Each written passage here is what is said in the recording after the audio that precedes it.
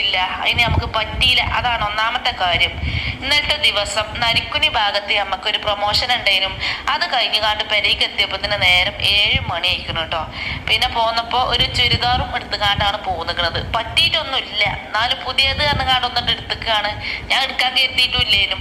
ഒരുപാട് ആളുകൾ ഇങ്ങനെ അഭിപ്രായം പറഞ്ഞു, പൊന്നാരച്ച താത്ത പെരുന്നാക്ക് പുതിയത് ഇടുന്നത് സുന്നത്തല്ലേ, നിർത്താങ്ങളൊക്കെ നിങ്ങൾക്ക് ഒരു കൂട്ടം ചുരിദാറോ മാക്സിയോ എന്തേലും ഒന്ന് എടുത്തൂടെ ആലോചിച്ച് നോക്കുമ്പോ സുപരിചിതയായ മലപ്പുറം കിച്ചൺ എന്ന പേരിൽ പ്രസിദ്ധയുമായ ലൈലാത്തയെ കുറിച്ചാണോ?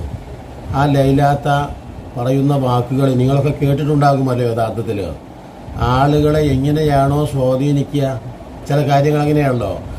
ഈ കൂടുതൽ കുടുംബ സദസ്സുകളെ, അതോടൊപ്പം തന്നെ സ്ത്രീകളെ, ചെറുപ്പക്കാരികളെ, ഇവരെയെല്ലാം വളരെ വലിയ തോതിൽ സ്വാധീനിക്കാൻ കഴിവുള്ള ആ തക്ക വിധം ഒരു വലിയ വ്ളോഗർ തന്നെയാണ് യഥാർത്ഥത്തിൽ. എന്ന് പറഞ്ഞാൽ ഒരു ഫാമിലി വ്ളോഗർ പോലെ ആയിട്ട്